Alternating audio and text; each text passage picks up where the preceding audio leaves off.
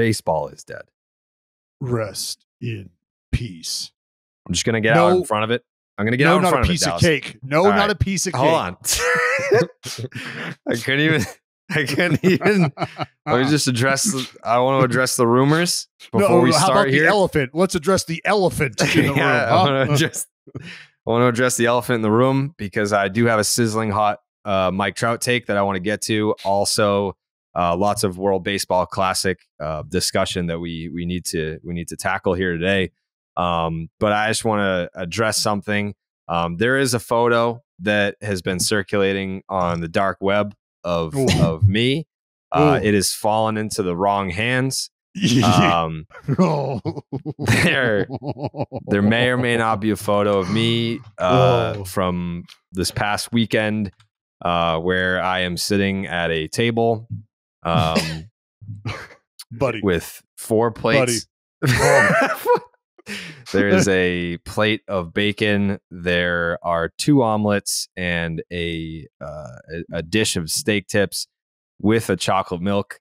I want to apologize and what can be confirmed is that there may or may not have been other plates on the table previously that had to have been shuffled around just in an effort to make room for more plates. I believe we're in a dark time right now as a group, and it's our collective job to pull our amigo out of this place.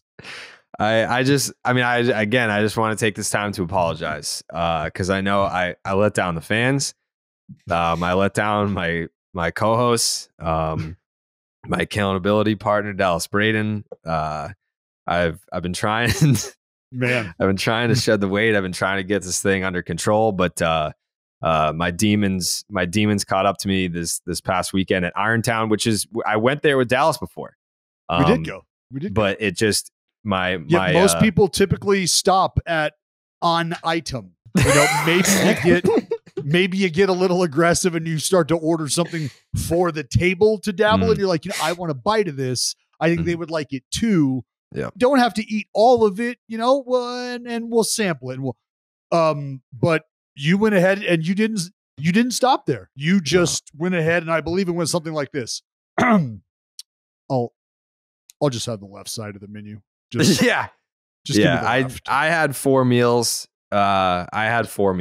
And listen, the road to recovery is a long one. It's a slippery slope. It's not a straight and narrow path. There are bumps in the road. There are mountains to climb, and I'll be better. But for right now, I think I have to address the betrayal within my own family for that photo evidence leaking. I need to address my inner circle. Where's the photo? I want to see it. I don't think we have to get it out there because we're talking about this photo. Is it public yet? Not quite yet. It's on the dark web. Yeah, it's all about. I feel like those things get timed out beautifully. You know what I mean? Yeah. Yeah. That always hits at the right time. Stuff like that. You never know when it's coming, but it always feels like it's just the right time. Yeah. Jay Hayes back. Jay Hayes here this week. Hey, it's here last week. Jay Hayes back. Joey's here. Jake's here. We're gonna talk about some baseball. But first and foremost, I would be a hypocrite if I wasn't accountable. So I apologize to the listeners. Oh, buddy, it is coming. Do you want my Mike Trout take? Can we start with my Mike Trout take? Yeah. Yeah. Where does this is completely unsolicited. Previous conversations about Mike Trout. Mike Trout just fucking keep it. We talk about Mike Trout, but I don't think that.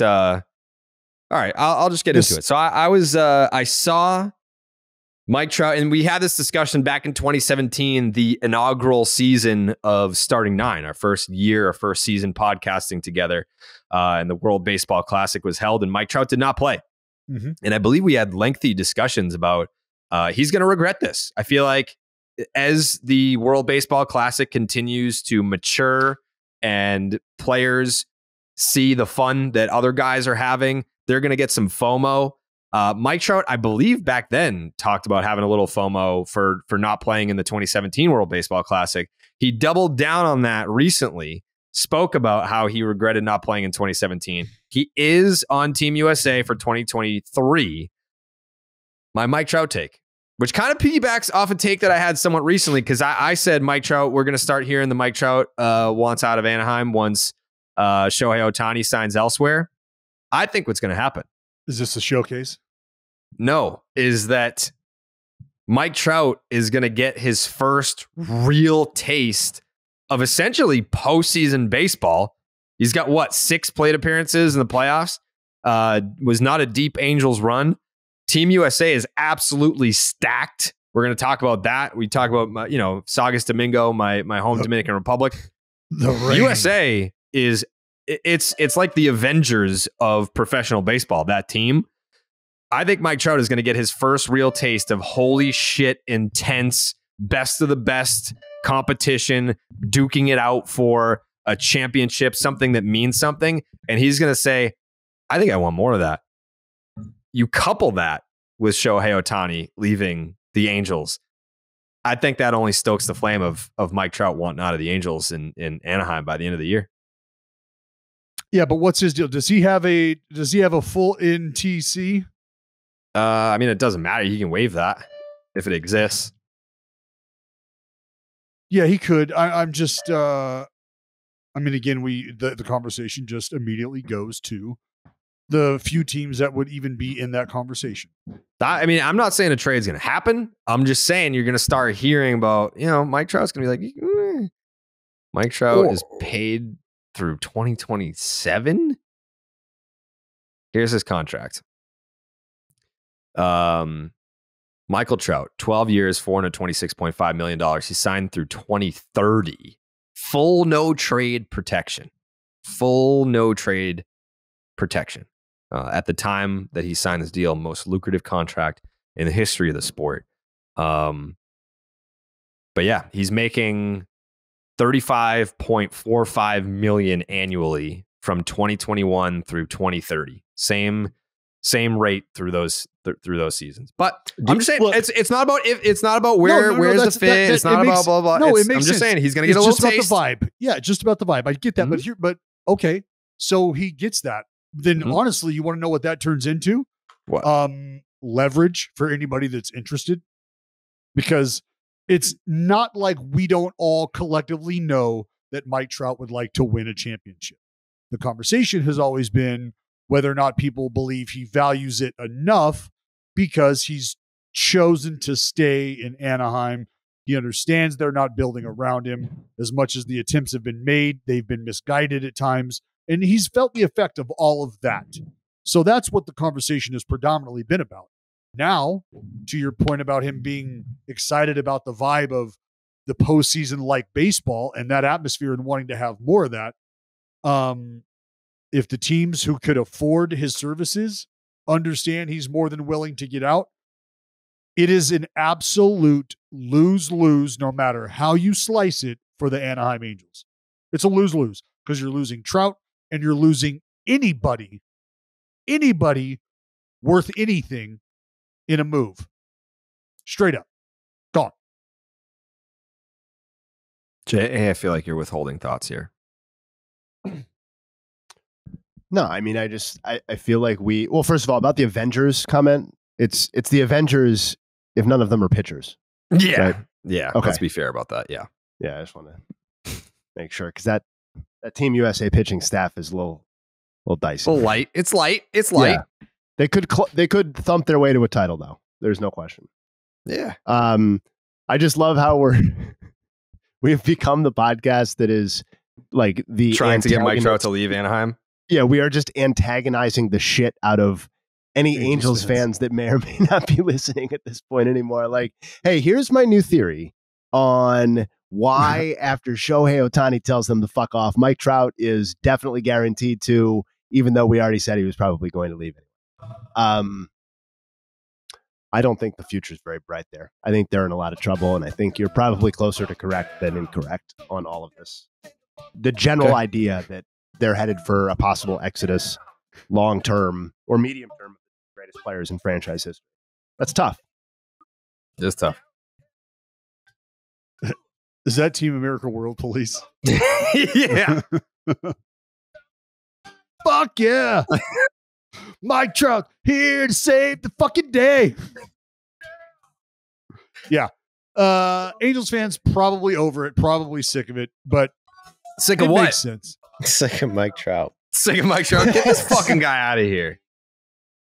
I mean, that's what I said last time. Like, if you're gonna lose no matter what, why not just be like, yeah, go ahead, leave us.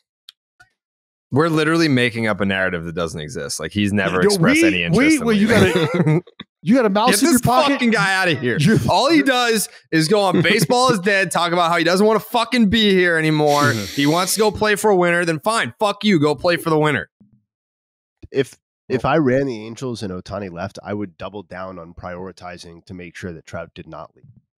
Like, I would not be in the camp to be like, all right, let's just trade him because Ohtani left and we have no chance, so we might as well get whatever we can for Mike Trout. Like, I would be fully in the camp of this is now we are not going to win baseball games. So what we do need to ensure is that the greatest player in franchise history finishes his career with our team no matter what. And maybe that's not possible. Who knows what Trout's intentions are, but I would not be trying to trade him if Ohtani walks just because it's kind of a sunk deal. By the way, Texas Rangers Mount Rushmore on this podcast. We didn't get to it last week. We're going to get to it this week. There's already plenty of chatter on the Baseball is Dead Reddit page because I said that there might be a curveball on my Mount Rushmore. We've got guesses running wild on what that curveball could be. Maybe they're onto something. Maybe these people are onto something. But you know what should be on your TVs? World Baseball Classic. If you're listening to this, it's probably too late, but it's Wednesday. Tonight we have Australia versus Korea. Yes, they play baseball in Australia. This is taking place in Japan. It's on FS1 at 10 p.m. Panama versus the Netherlands in Taiwan. That's on FS2.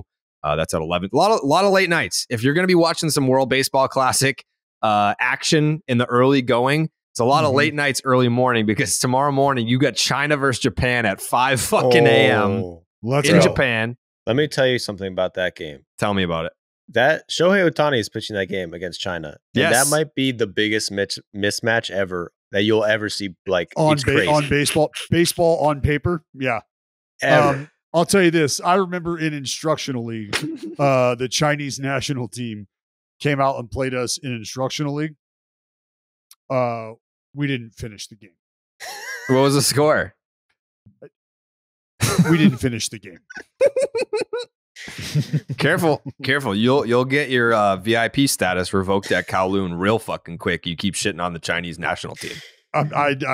All I'm saying is Careful. Things did not go well for them in that moment. That's fine, but did they try hard? For sure. Yeah. For sure. Yes. Yeah. Yep.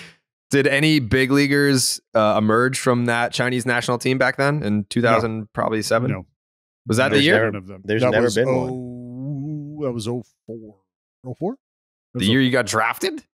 Yeah. They had it. Wait, that can't be true. There's never been a player from China in the big leagues? No. That can't be true. I don't believe that. Look it up. That's such a Jay Hay thing. Look that up, Jay Hay. I'm dying on it. I'm pretty sure. Pretty sure. I'm 100% pretty sure. No, I'm 100% pretty sure. What about or was he from Korea? Chin-Min Wang.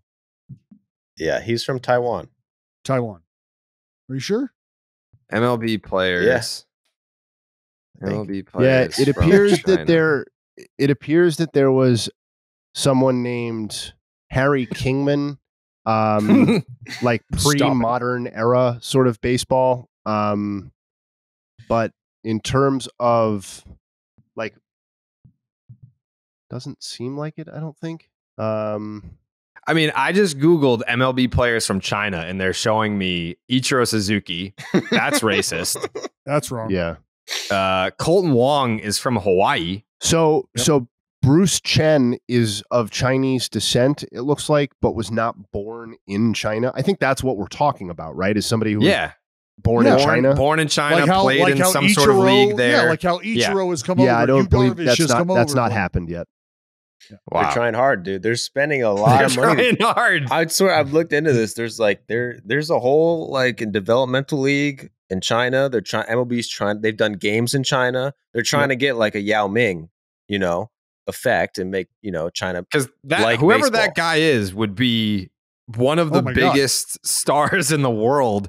I'm not saying to the effect of like Shohei coming over and being the literal best player maybe to ever live type deal. But if you have a player come over from China and they're just like your run-of-the-mill all-star, that guy is going to have marketing opportunities out the ass.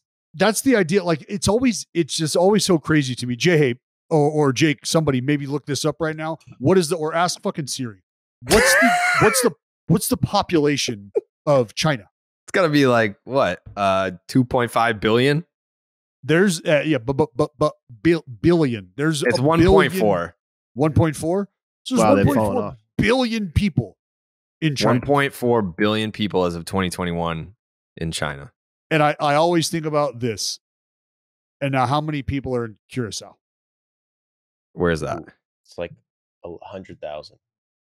And like the amount of big leaguers, the amount of people with the skill set so elite that they can play in the major leagues coming from this population of people as compared to a population of 1 billion plus. Like you gotta. There's like 30,000 people in Saugus Domingo, and we just churn out absolute animals, pumping them out to chundos. But, and it just so it's kind of like the same premise that happened with the in India, the $1 million arm. We've talked about this. Like there's so many fucking people. Like if you tap that market and you're that dude, like you're a fucking superhero. Why would if you were born in China and you had any interest in baseball, wouldn't you just try your absolute hardest to make it to the big leagues just because that must be such a lucrative opportunity? Dude, that's what they're doing. They got these little camps in China for youth camps. They're building these stadiums and kids are going in and doing it. There's this documentary. I don't know what it's called. I didn't watch it. I watched the trailer. It's like these kids who are like, their parents are like orphans. They have bad parents who are like drug addicts. So they send all these kids to like this boarding school where they made a baseball team with a bunch of like badass kids who are like fighting with each other. And it's a documentary, a real story. And they just train baseball hardcore in China. And they're the next generation of Chinese superstars. But they go to America and they just get their ass beat and they cry, they're not there yet. But it takes years and generations to build it up. Yeah. And they have to breed Chinese superstar baseball players. That's what Yao Ming is. Yeah, we're on like a 60-year plan right now. But you wait. 2048, we're going to see him. And he's going to be nasty. What are they? Is that what China's doing right now? They're just they tied Yao up. They're like, look, Yao, we need you to go into the room here. Just rub a few out. Yeah. And we're going to start. We got to start somewhere. Got to start somewhere. That's how his parents met. That's how Yao Ming's parents met. It was like the Chinese government set them up to make Yao Ming. That's not even a fake story. That's true. Well, and I could be way off here, but I believe early on, like you get separated by ages, and then it's like once you outgrow a certain sport that you could be playing, like you got to go do something else. So like Yao could never look at them and be like, but I want to play baseball. But soccer, but baseball. They're like, buddy, you got to duck to get through every fucking doorway here. Like you're going to play basketball or volleyball or whatever. What's the biggest mismatch? Is it going to be Japan versus China? There's got to be some like laugh out loud mismatches that are coming up here. Man. Yeah. Maybe Great Britain versus the United States. Good luck. Hang with them. That's going to be a bad one. That's never fared too well. Is Korea any good? Because they have Japan at 5 a.m. on Friday. Yeah, that's going to be a sick ass game, bro. Oh, Korea's good. I was looking at the odds. It seems like that there's like 3 heavy favorites, and then they're a massive drop to anybody else in terms of winning the overall tournament. Like it's who's the biggest dog, Jay? Let me see. That's a good question, actually. Do we have give us like the Oakland A's of the WBC? Whoa, that was not the question. Who's like plus 30,000? So give me like a plus 30,000 is to do it. Czech Republic at plus 25,000. So not even A's bad. China's plus. so they are basically saying that the Czech Republic has a greater chance of winning the World Baseball Classic than the A's do of winning the World Series? Yeah. I think it's just like I wasn't even going there, but that's eye-opening. Well, you fucking just did, Dick. No, I mean, that's not. Yeah, that's what at the beginning of the combo. I wanted to go there once it was obvious how ridiculous it was. Great Britain. Let me check on that plus again. 20, Nicaragua plus 20,000, Chinese Taipei plus 20,000. Oh my God. It got worse. What happened, Dallas? The A's. We're talking about the WBC on the DraftKings Sportsbook right now. Swollen fuck. You can get the Oakland A's at plus 50,000 to win the World Series. The literal worst odds in Major League Baseball. The Oakland A's at plus 50. That is 50,000 to win the World Series. Tell you right now, I've had boots on the ground the entire spring. That number is going to change. Probably is going to get worse. The worst team in the World Baseball Classic has better odds to win the whole thing than the A's do to win the World Series. Is that correct? Yeah, that's what I said. Oh, shit. It's like twice as likely by those odds. It's not even particularly close. Let's go, Oakland. But Czech's got some good players. Like, come on, man.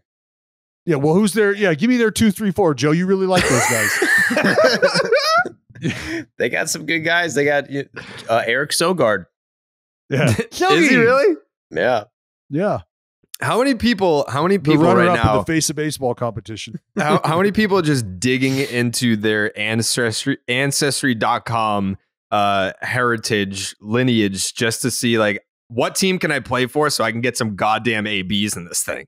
Yeah, but that's the thing is Czech's not doing that. Czech players are all like Czech guys, other than Sogard and maybe another one, but they all play together. They're all in like the Czech league, which is not a professional league. They're like doctors, teachers, I saw that. And shit. Yeah. The coach is like a neurosurgeon. Sogard is not like Czechoslovakian is not his primary language. I'm not saying he doesn't speak it, but I'm telling you that based on my experience with him, yeah. But imagine if England did that, they'd be so much worse. They already suck, but it's all American guys. I'm guessing in the minors. Just guessing. You know what I'm saying? If they actually had like British fuckers like playing, like they'd have way worse odds than Czech. And probably China, because China's that same way. China's not getting fake people coming in, fake Chinese. Fake people? They're real people. These are actual fucking human beings. I mean, Great Britain chances are really bad. Just to be clear, they're usually the worst in the pool for sure. They're the worst. They're way worse than Canada and Colombia. Just a fucking doormat. I mean. How do can you name? Can we just discuss that pool very quickly? It's a very quick and short discussion when we're talking about the pool. Who's in the American pool? USA, Mexico, Canada, Colombia, and Great Britain. Yeah. Great Britain plus 20,000 on the DraftKings Sportsbook. How about Colombia? Where is plus 2,500? 13,000. Well, okay. I thought you meant to win the pool. I'm sorry. Oh, yeah. This is to win the whole thing. Plus 13,000 for Colombia. Yeah. Team Canada's getting some respect, though. Plus 6,500. It's not bad. They're pretty good, man. Yeah, same odds as Cuba. As we said right now, I believe Canada. Every Canada other team played is considered a long shot. What? Canada played the Cubs today, and I believe they are tied with the Cubs. 3-3 in the fourth. Wow. And the A's played Colombia today. I don't think that game is quite over. What's the score? What was the score last time you checked? Oh man, last time I checked, I think the A's were. I think it was actually tied 2-2. No, that's good. Yeah, not a good look for Colombia.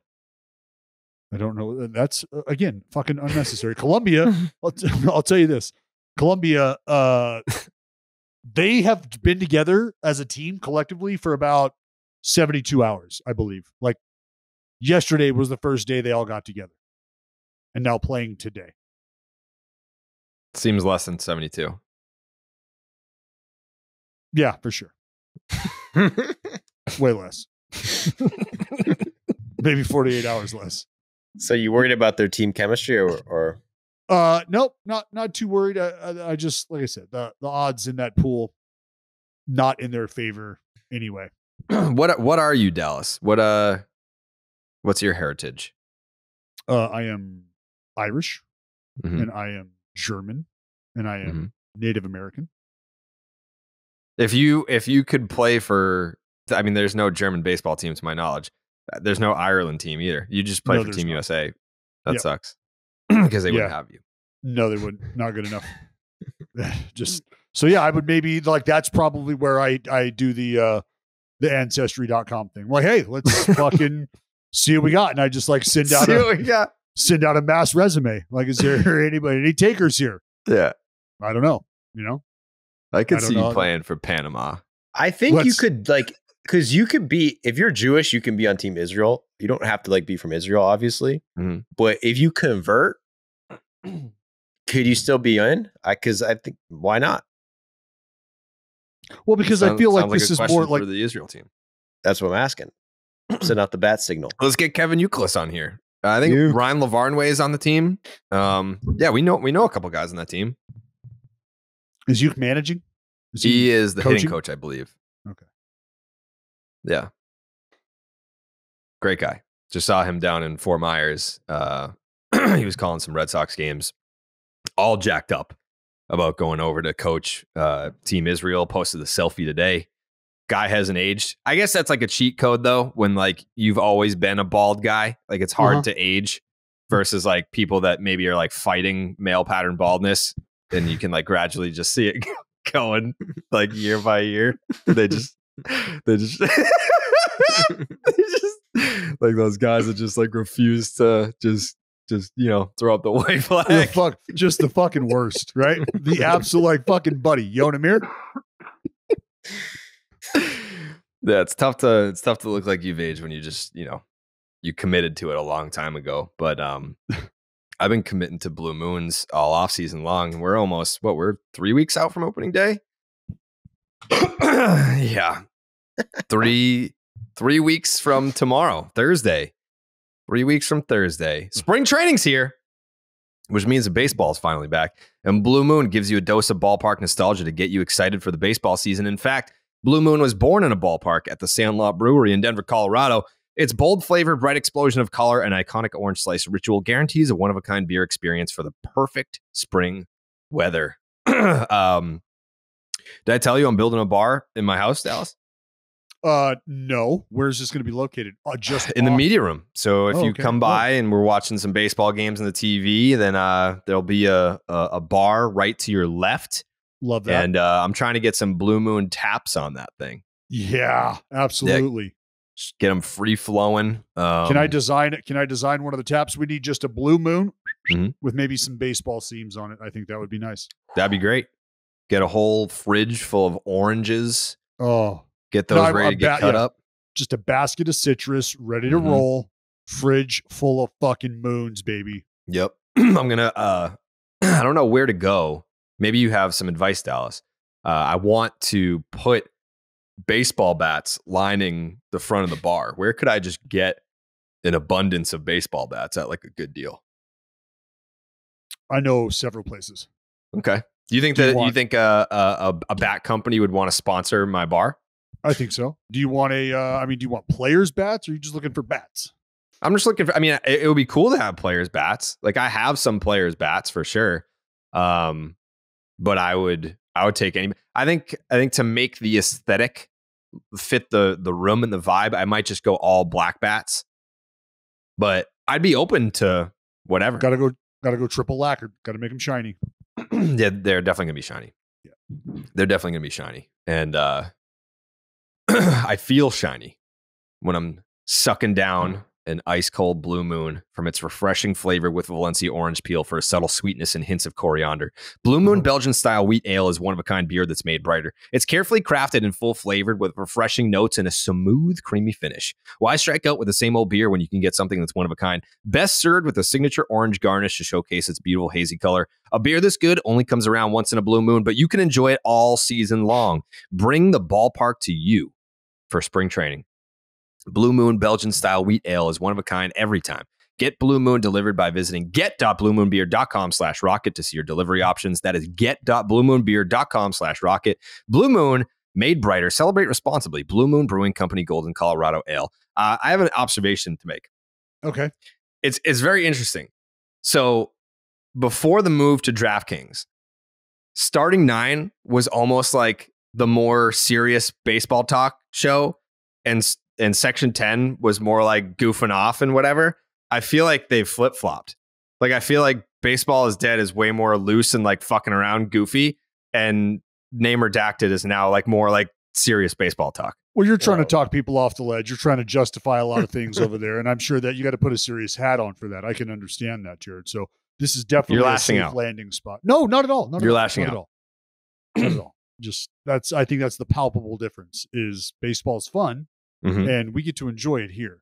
And whatever you have to do, to keep the lights on over there on that other one. That's people are excited about the Red Sox. Yeah, sure. People are excited this year. Yeah, guys getting paychecks for the Red Sox, so they're probably pretty excited. I think at some point, I mean, because we're gonna do like our predictions pod probably the week of opening day. Yes. Because I want to, in addition to, because we always do Cy Young, MVP, Rookie of the Year, Manager of the Year, and there's one other that I'm probably forgetting. I want to do some over-unders, win totals, because I want to check the temperature on some of these teams. Where are you at on these teams? Because there are some fair over-unders for some teams, and then there are some teams where I'm looking at, I'm like, that one's an easy over, like the Red Sox. I tell you what, undefeated. Yeah, they are undefeated. They're the only undefeated team. The only undefeated team. Yeah, that'll be fun. That'll be interesting to see where we all land on that, because spring training is not over either, and you just, knock on wood, never know what could happen coming out of spring. But yeah, Justin Turner just got smoked in the fucking face. Yeah, but no breaks, no fractures, no anything. No. So that's a massive, massive positive. 16 stitches. The latest update was that he's getting his stitches out in 2 weeks, and they haven't yet ruled out opening day. That's a baller right there. That's a bad man. Yep. He's been there, done that. Wear it on the grill. That fucking sucked. Yeah. Also, I may expose myself as an idiot, but I don't think that anyone listening thinks I'm smart. But the righty Manning was the one that hit JT in the face. They took him out, and then he came back in. I've never seen that before. I'm sure that's people are going to be like, how do you not know that spring training rule that you can take guys out and then put it back in? I don't know. I can't say that I've paid a ton of attention to spring training baseball before, but they took him out and put him back in. I can't remember. I can't recall seeing that before. Yeah, spring training is a controlled environment in which you're allowed to get your work in. I mean, fuck, you could roll innings. Two things real fast. First, did I ever tell you when I was playing youth baseball and there was a ball hit?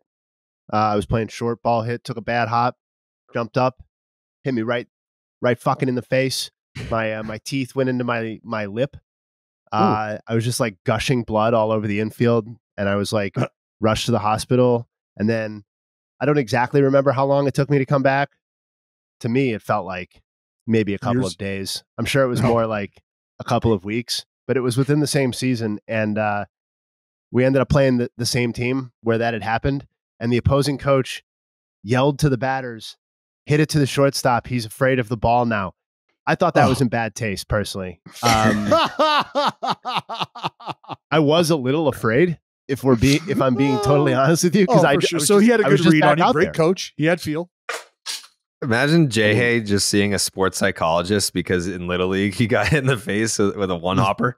Well, it sounds like Jay's still working the end of my this. career. That was like, that was like sophomore year. I want to say like that. So that was like I was wrapping up the career pretty much.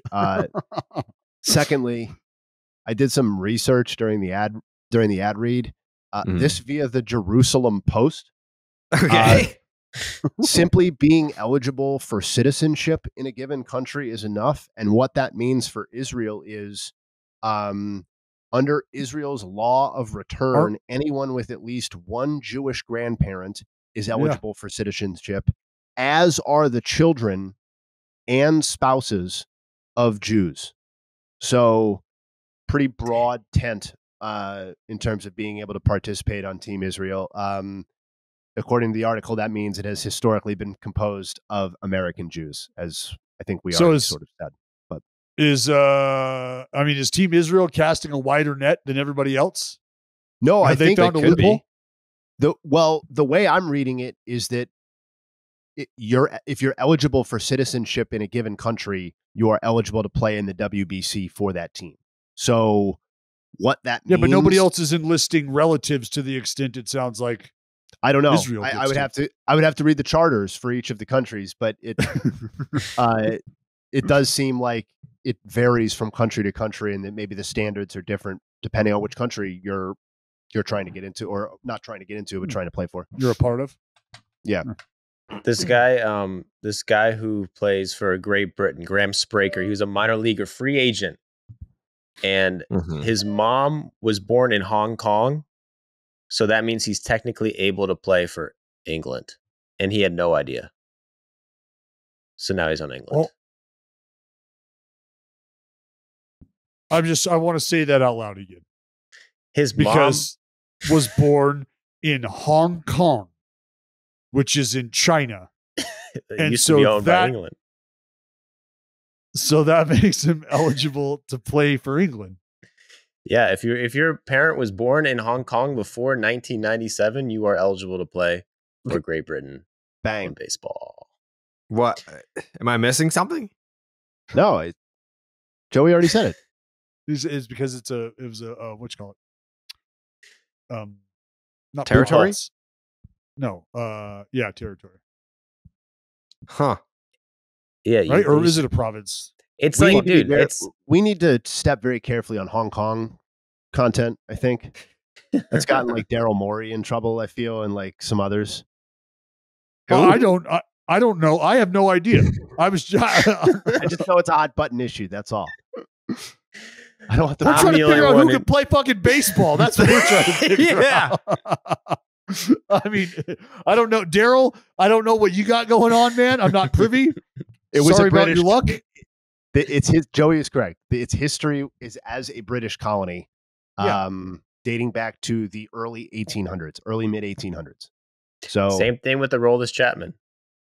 His parent, even though he's from Cuba, his family is Jamaican, which I guess used to be a colony. Somehow that's connected to England. So now he was picked to play for England, but it never went through. Aroldis Chapman was picked to play for England. Yes. Cuba wouldn't have him on, but England was down. Because he defected?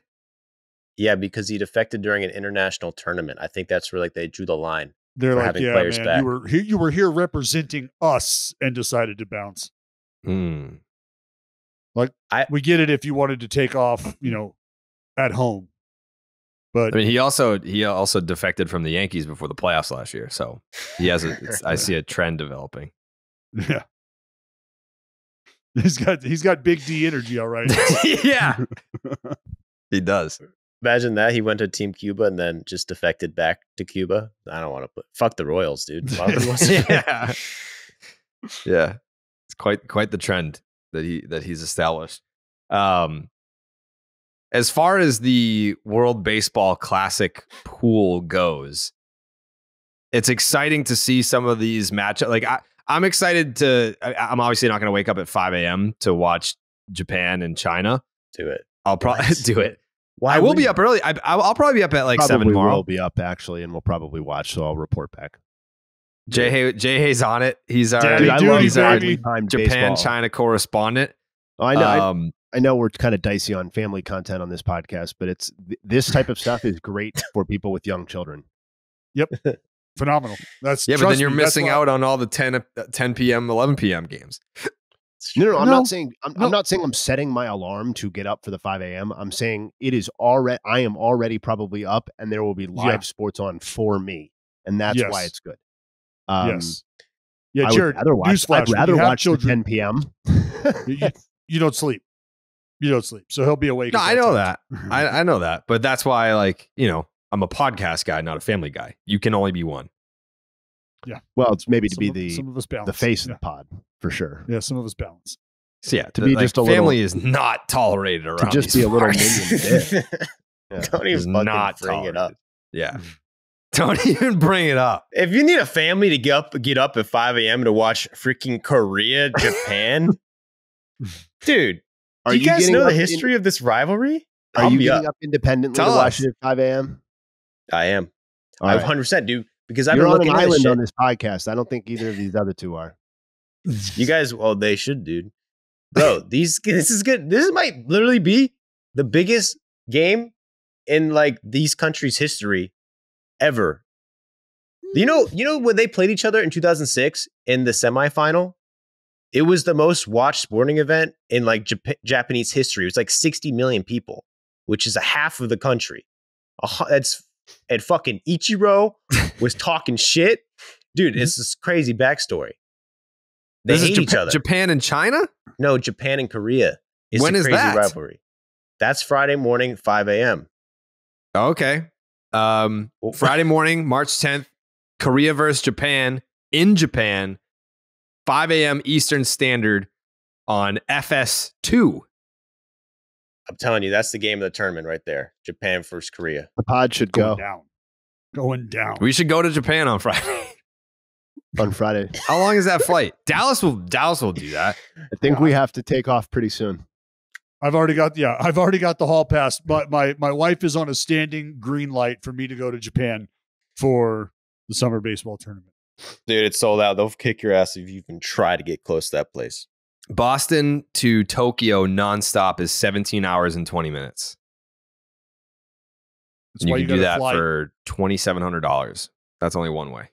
You come out here to California, then from there we go to Hawaii, spend a few days there, and then we go to Tokyo. 9-hour piece. Done. Then back to A's camp. Finish it off at A's camp. Break it up. That's where we spend the finals. So we should pick we should quickly go through the pools, pick our winners. Okay. Let me pull that up.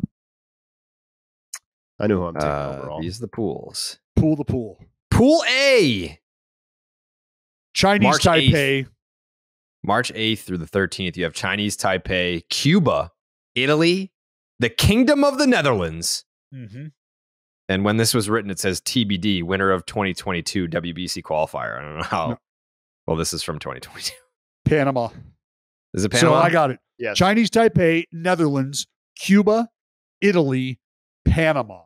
Yeah. I'm rolling, and I always roll with the Netherlands. So that's my pick. Why is this saying pot? I don't know. I'm confused. Oh, what the? I'm so confused. Pot 1, Japan, Chinese Taipei, United States, Puerto Rico. Pot 2, Netherlands, South Korea, Mexico, Dominican Republic. Pot 3, Venezuela, Cuba, Australia, Colombia. Pot 4. You're looking at the wrong stuff. Yeah, you're looking at the wrong shit. I don't know. Maybe some. So this is literally on the official page. No, it's not. Yes, it is. No, you're right. You're That's wrong. 2013, dog. Pool A, Panama, Netherlands, Italy, Cuba, Chinese Taipei. Is that right? Yes. Yes. There you go. Pool A, Panama, Netherlands, Italy, Cuba, Chinese Taipei. This says relegated to qualifiers for Chinese Taipei. No. That's what that says. Are you on MLB.com? No, I'm on Wikipedia. Okay, you should get out of there. You should get out of MLB.com still shows the 2022 shit. No, it doesn't. You just got to look in the right spot. For fuck's sake. No. Your fucking fat folds folding over your pupils. Can you not see if right you now? Google right now WBC pools. Go to Wikipedia, man.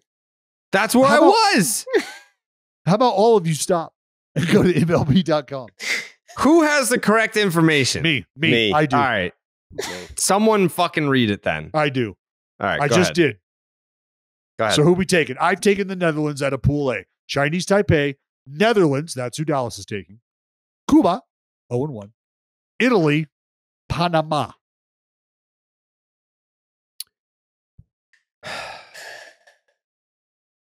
The Netherlands are much better than Cuba. I mean, that's why this was such a highly anticipated matchup, because you feel like a monster is going to take a hit, has to take a hit. One of these is over. I'm going Italy. Oh, wow. Italy. Hey. Italy. Really huh? enjoyed my Must time have had a there. nice bottle of Pinot for dinner. I am see Wait. see Xander Bogaerts faked getting hit by a pitch last night. What? No, I Yeah. didn't see that. I saw him No, get you didn't see fucked that? up by a pitch. In I the did elbow see guard? Xander. Missed him Yeah, by he like got 2 hit. feet, and he tried to take his base. No, That how never about would have I happened did in see Boston. The strikeout, he swung at a pitch, and I'm not even sure what pitch it was. It feels like he thought it was a changeup because he was an hour and a half late, and he missed this ball. This is I would liken to say this is maybe the most egregious miss of a pitch in the strike zone in the life of Xander Bogaerts. He's never missed a pitch like that. And his face was like, it looked like he had never seen a baseball do what it did. You talking shit about him?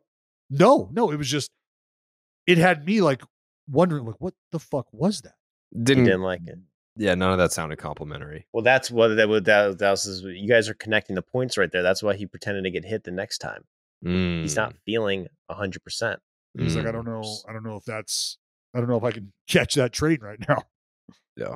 That's why the Red Sox traded him. They're geniuses. Yeah, they traded That's him. what and freaking Jared, you were telling everyone like that's what the Red Sox should do: get rid of Xander off they the did pod. Yeah, they did it. They listened to me. All right, pool. Well, Jay, hey, what do you got? Joe, what do you got? He picked I said Italy. I'm Italy, gonna pick. Oh, yeah. I'm gonna pick Netherlands and Cuba coming out of the pool. I'm gonna give 2 teams get out of the pool. Jared, thank you. Netherlands for the win since they already got a win on Cuba. So those are my 2. All right. Pool B consists of That's Japan, Korea, Australia, China, and Czech Republic. Thanks for coming. This has got to be the easiest pool, right? It has by to be. far. Yeah, Japan, far. Korea. But who's gonna win versus Japan and Korea? I take Japan. I'll take Japan too. I think Japan's. I think Japan has a chance to fucking roll some heads. Japan, everyone's talking about DR and USA. Japan is like right there with USA.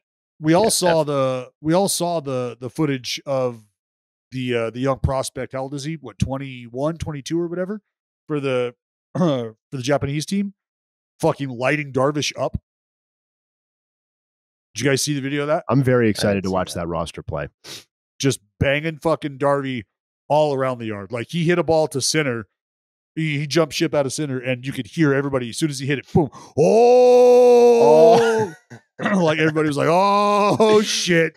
And then like he was fucking pounding balls to left. Like it was nice work. But I'm telling you, man, watching this Japanese stuff has got me so excited for this. Like you guys, you can't, if you look up Japanese practice on YouTube, you know nothing comes up. What you got to do is put Japanese World Baseball Classic practice into Google Translate and then search that on YouTube, and you'll get all the videos. And it's fucking insane. It's packed out, sold out to watch them do batting practice. Mm-hmm. And it had like 20,000 live viewers for batting practice. Well, look at what Joey. You know what batting practice looks like. So have you ever do you think you're seeing that in the States, bud? No, you're not. No. You're fucking right. Have you seen him triple barrel? no. Because they will triple barrel, Joe. Imagine that. Imagine what you see on the field. What I'm talking about is you've got 2 L screens out there, and you've got a turtle, which is the shell behind home plate, and now you've got 2 hitters back there, and they're swinging. All right, that's what's going down in Japan. And at times they will add a fucking 3rd one to the mix, so 3 hitters just smoking baseballs all at the same time. And that's Watch why, out, kids. yeah, like and during BP, you got the ushers in the stands. They're fucking blowing whistles, like, hey, and they're pointing. Here's a ball. Here's a ball. Here's a ball. Don't let it fucking smoke you in the grill. Here's a ball. Don't get fucking smoked, right? The cocksucker. Here's a ball. It's great. Hey, you know what the fucked up part about that is? If you do get smoked by a ball, you got to give it to these assholes. You can't keep a ball in batting practice in Japan. They make you return them. Yeah, if you catch a ball in Japan, you got to give them up. What? Yeah, they bro. They didn't do that. They didn't do that in 2008 when we were over there. Or it's a new rule, man. It's too dangerous. 12. It's too dangerous to hold a baseball? To try to catch one. They try to get rid of that. They don't want Zach Campbell. They're like, he's deported out of Japan. They don't want those guys there. Yeah, they don't want those guys. Those Zach Campbells. They know instantly. Bad for baseball. All right, so Japan, did Korea, you see, Australia. Was Japan playing exhibition games against like Japanese league teams the other day? Mm-hmm. So they were streaming them on Amazon Prime. Sure. Bro, did you see how many people watched that shit? A lot. 36 million people in Japan watched the exhibition with the exhibition. That's more than the fucking NBA playoffs and it's their World Series combined. It's their national sport. Yeah. I mean, that's putting it lightly. Yeah. Dude. It's fucking life. It's crazy, man. Yeah. So, okay, we all Shobei. A resounding Japan, Korea. Wait. What? I'm going Korea for the upset for the pool. Really? Yeah. Korea for the upset. Yep. They both get out of the pool, but I think Korea wins it in an upset. Upsets are for the choice. Mm-hmm. All right. Joe with Korea. I don't know if that's going to hold up. Well, you'll be sleeping, dude. I'm the only hardcore Korean fan here. Pool C. Whoa. I married somebody from Korea. That counts. Oh, really? That's you could be on the team, dude. You can be on the team. Oh, shit. Jay eligible. Fuck yes. Yeah. Hey, what do we got to do to get what Jay a missed opportunity. I love how pretending I could have made the Korean team. Right? Couldn't have made any of these fucking teams. Couldn't have made the Czech team. Oh, well, USA. Yeah. Go ahead and punch that ticket. You're moving out of Pool C. That pool also has Mexico, which strong. Colombia, not the strongest because you've got our neighbors to the north. Oh, Canada, part of that group, and Great Britain. And yeah. So it's the Stars and Stripes for me. Although I do think did you say Mexico's in this poll? Mexico's in this pool. Yeah. I don't know. It's between Mexico and Canada. Yeah. I'm going Canada. Mexico plus 1,800. Canada plus 6,500. Wait, so say that again? What are the Canada's plus 6,500. Canada's plus 6,500 plus 1,800 for Mexico. To win the whole thing, not to get out of the pool. Mexico, Loki might have like the better pitchers than USA, starters at least. Urias, Patrick Sandoval, Urquidy, Jose, Taiwan Walker.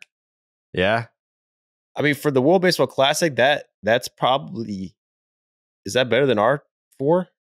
Might be. Yeah. Scary. I mean, Team USA is rolling out Waino in Game 1. Yeah, dude. What is up with that, bro? That pissed me off today watching Garrett Cole strike out 7. Everyone's like, yeah, Garrett Cole. It's embarrassing. It's fucking embarrassing that he's not playing and he's striking out in these pointless games. Who gives a shit, dude? Delete him. Mm-hmm. Not him. Not him. I get it. Like, wow. That was harsh. Sorry. My bad, Garrett. I don't mean that. And honestly, let's kill Garrett Cole, man. Fuck. But why are we celebrating his spring training start when he's not even, like, he should be with the country? Yeah. Let's look at this through a different lens. What do you think the vibe would be like if it was Darvish just destroying people on the mound right now? Like, oh, Darvish just fucking faced 14 people, punched out 8 Kansas City Royals this afternoon. And then we're getting highlights of the Japan national team and no Darvish. You think fans have something to say to him? Do you think there's any sort of like rumblings in Japan? Yeah. Here in Japan. Like I would have to like I would think that it almost would be like, hold on, excuse me, what the fuck do you mean you think you're not playing for the Nationals? 100%. Like, buddy, what? You have to. I just go back to the thing that we were talking about earlier, where how could you watch the last World Baseball Classic and if you're eligible and in your prime years, not be like, I need to get in on that. Like, I need to be a part of that. Like Garrett Cole will sit there and be like, well, they're paying me all this money to be a Yankee and win a World Series here and bring a title back to the Bronx and number 28. And that's why I'm here. Like, all right, that's fine. But don't you think that you get better, you get more experience? You're getting better by pitching in the World Baseball Classic versus dicing up fucking minor leaguers in spring training? No, I think that there's a real bullets or bullets. Yeah, but there's a real. It's you're more ramped up and it's more competitive. I get that, more adrenaline. No, it's all about I owe this. Like I tell you right now, once that first one is under the belt for these guys who are quote unquote in their prime that aren't participating, once they get that first one under the belt, pitchers wise, that's when I feel like they're going to say, because a lot of this you have to understand is there's a program in place. The rest of the chips fall behind a guy like Garrett Cole. So him being prepared, him being ready to start the season, them having an idea of what that starting point looks like for their rotation allows them to build backwards from that. And if you're a guy who comes with what he's coming with in terms of the price tag, you're coming with responsibility as well. There's a level of accountability, I think, that as a player, you want to show and say, like, this is my commitment.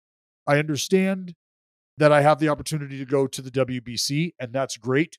But as of right now, you've paid for my services to prepare in the offseason, to get better so that we can win a championship. And the WBC, if we're looking at it through a business perspective or through the business lens, is only an opportunity for that business relationship to not be fulfilled on Garrett Cole's behalf or on player X's behalf. Because now you're quite literally playing free baseball for someone else. And I cannot benefit from that unless you just want me to fill up your experience bucket with all that great time you're going to have in the WBC. Cool. But now you're fucking barking down 6 to 8 weeks. Little oblique Johnny. You wouldn't do it? Buddy, I'd tell him to fuck off tomorrow and I'm going. Really? Absolutely. Hey, look, I'm sorry, man. Yeah, the country would like me to go and represent them. I'm going. Okay. I thought you were saying the opposite. I was like, what? Oh, no. But like, how much of a risk do you think it is, like as a pitcher preparing for a season? I don't want to say it's a huge risk, but there's inherent risk every time you take the mound and take the baseball. And that's why I'm just trying to kind of paint the picture of, for a team, there is nothing to come of your player pitching his ass off, aside from preparing and being ready and having got the work in so he can start the season when he's ready to. But what's the negative?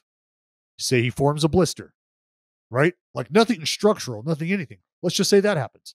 Now it's a setback. Got to shut him down from throwing. He's not going to start the season on time. Now you've got to maneuver your rotation around.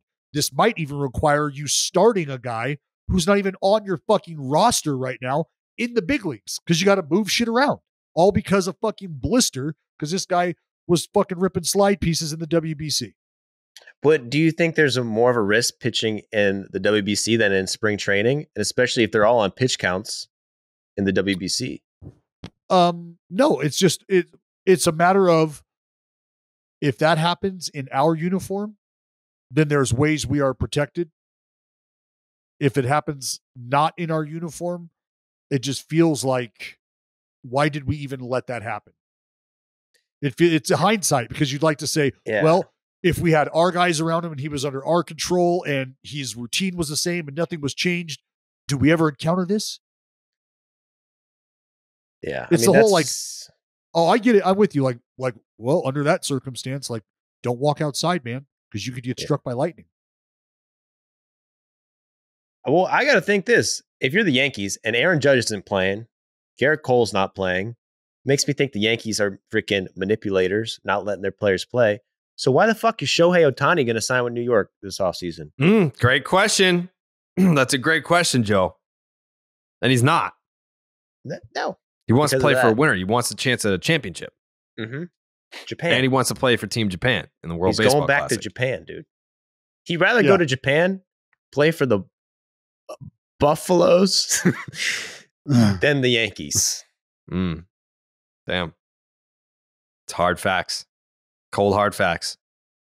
Did you see that Lars Nootbaar has got Japan going with the fucking the salt shaker? Bro, Lars Nootbaar is bigger in Japan than Ben Verlander. Already. Whoa, that's big. Already. That's huge.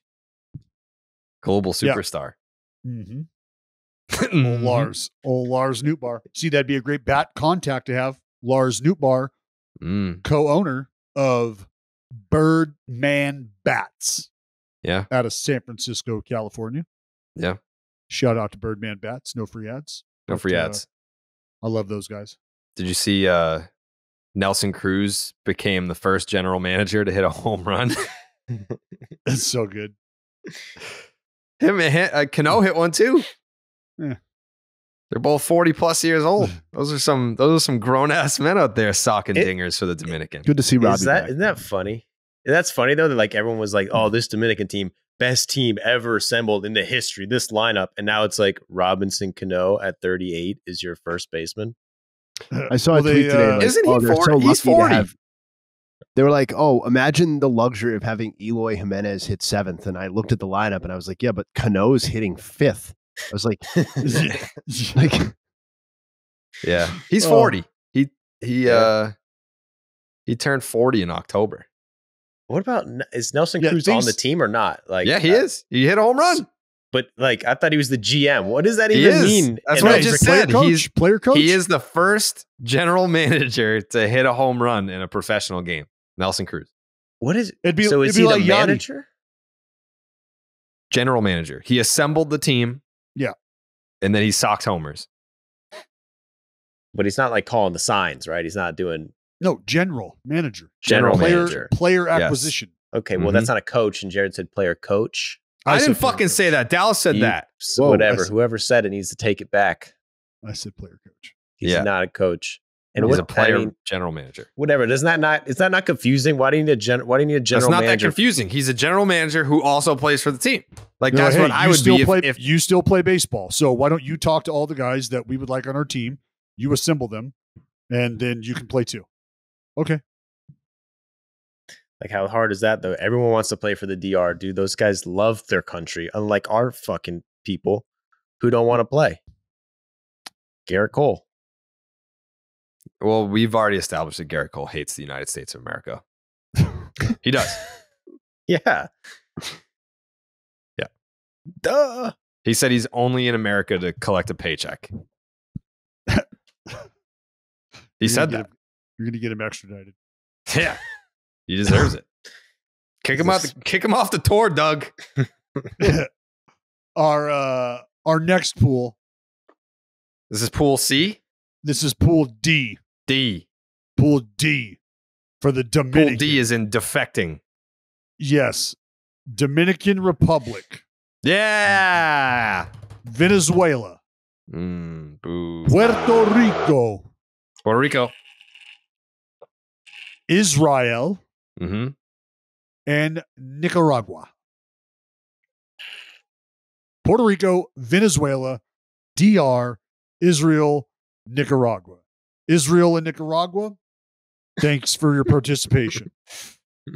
I believe this has got the DR and Puerto Rico written all over it. But Venezuela's no pushover. Let's be honest. Venezuela and Puerto Rico are very similar. Comparable, yeah. What are the what are their odds at? Those two. Venezuela plus 1,000 to win the whole thing. Puerto Rico plus 1,100 to win the whole thing. Oh yeah, so they're fucking neck and neck. I'm actually taking a dog in Puerto Rico there. You're taking a dog.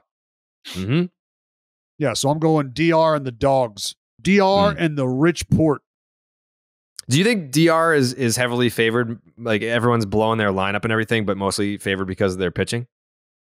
I mean, yeah, you tip of that spear is fucking Sandy, right? I mean, they got They got some guys. They got guys. They got a guy there. They got some fucking guys. Yeah. So DR, and I'm gonna take the dog in Puerto Rico as well. I love it. Yeah. I'll go Venezuela. Really? I'm the only one picking the Dominican Republic. Interesting.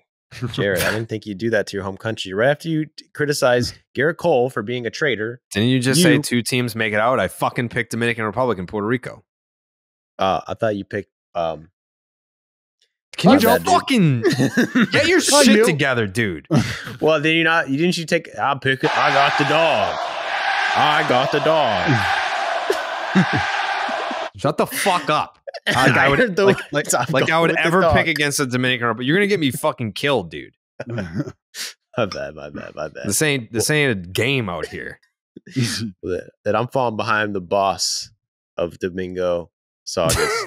Saugus Domingo. We're sticking with them. And then I'm going to give Venezuela the nod. Some love. Sneak into the next round. Yeah.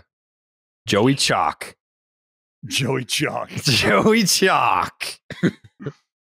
picked Nice Korea. limb, Joe. Nice limb. Yeah. I picked Korea, dude. You guys didn't even hear my second place for the American pool. Yeah, I heard you. Canada. Canada. He picked Canada. I said fucking Canada.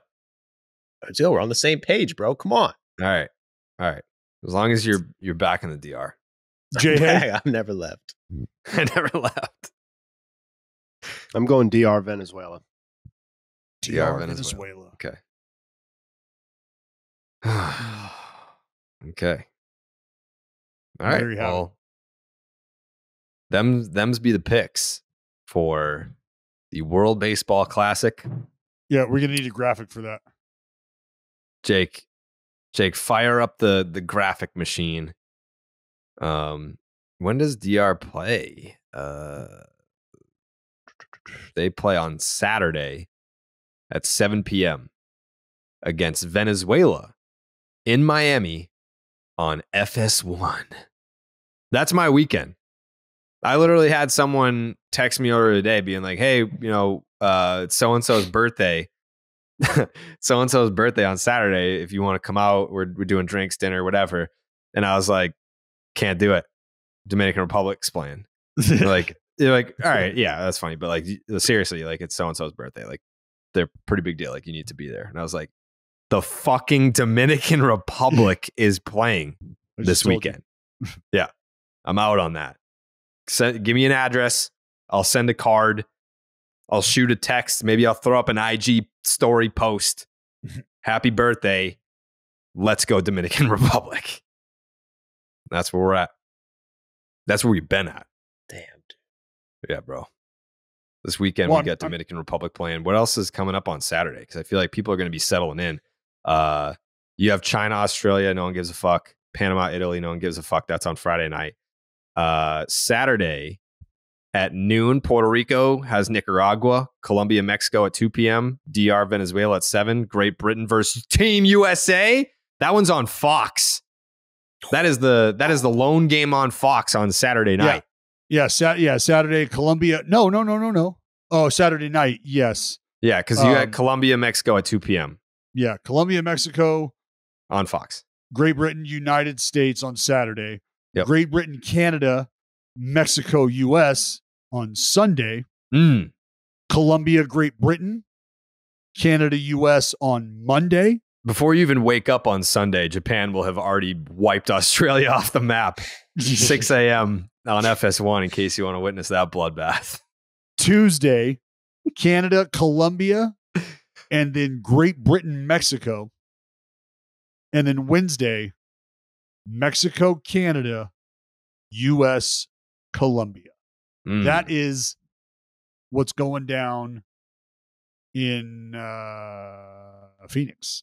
Yeah.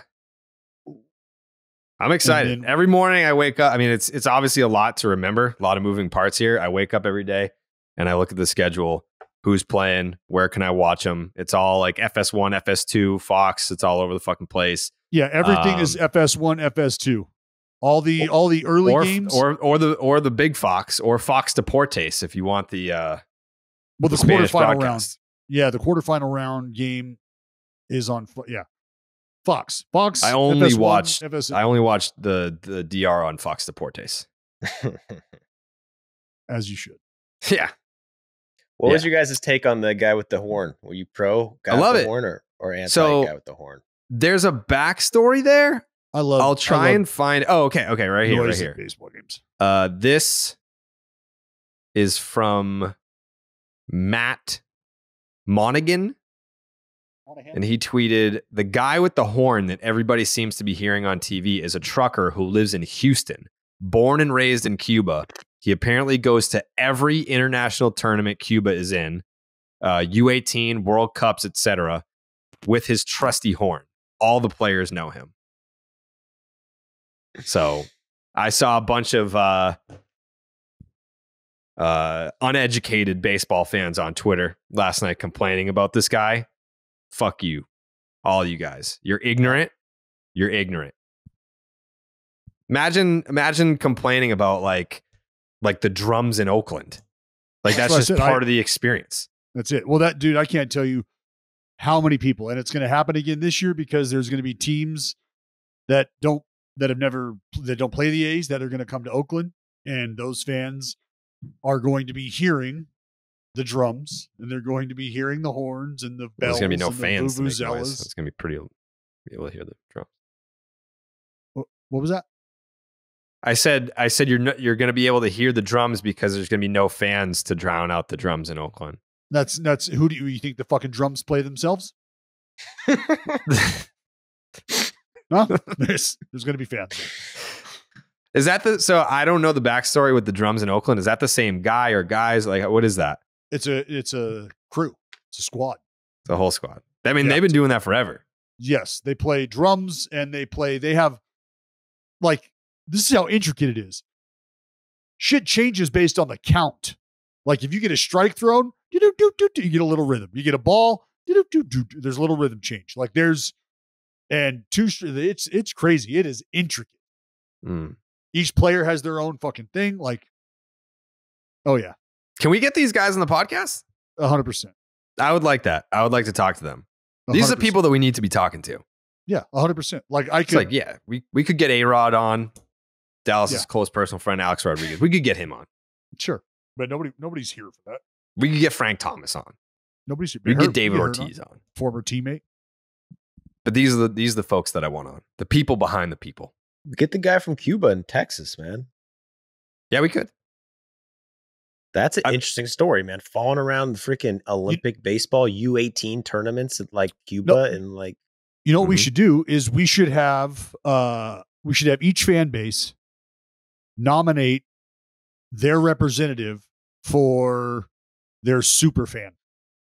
So if it's a group like the Mets, the 7-Line Army, right? Yeah, we know them. All right, we know them. Like the Pirates, Renegades of the Rotunda. I thought you were going to nominate yourself. No, I mean I'm an honorary member of that pirate ship, the Renegades of the Rotunda. So do they embrace you? They must, right? Oh yeah, fully. Like, how about this? Check it out. They asked me. I did an interview on the Pirates podcast, and they asked me, like, who's got the best fans? Who's got the best fans in baseball, right? And I was absolutely set up because I was like, well, and I started with, I'm probably pretty biased here, but I'll tell you this much. And as soon as I started to say that, boom, another fucking screen popped up, and it was the fucking Jefe, the leader of the Rotunda in full fucking gear, just pirated out, and was like, really? Really? And he was like, after I because he did, when I was there, they like pieced together a fucking pirate outfit, gave me the hat, gave me the fucking bandana, the like eye patch, fucking, I was flying the flag. Like it was extensive. I have a question for you, Dallas. It was extensive. What's your question? In an alternate universe, the A's are playing the Pirates in the World Series. Yes. And the Pirates ask you to throw out the first pitch in before game 1. Are you saying yes?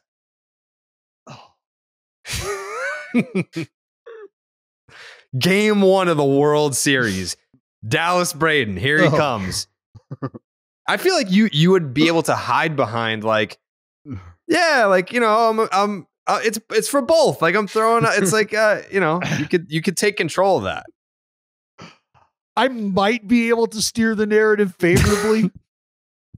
I feel like that would be a lot of work. I mean, yeah, I'd fucking do it. Yeah, you have to. I'd fucking do it. Absolutely. Absolutely. Because I'd walk out there looking like a guy that Jack Sparrow would call for dressing advice. Yeah. Like, how do you do that? That screams pirate. Yeah. Yeah. Yeah. For sure. Yeah. Yeah, I would do it. I'm in. I'm in. All right. So Pittsburgh Pirates, if you're listening and you make it to the World Series against the Oakland A's, Dallas Braden is available to throw out the first pitch before Game 1 of the World Series. You heard Let's it make here it happen. first. Let's make it happen. That's a train that I want to get on. I also want to get on the Xfinity 10G network because there's so much basketball to watch right now. It's crazy. And like a ball with a funky spin, it can be hard to get a handle on it.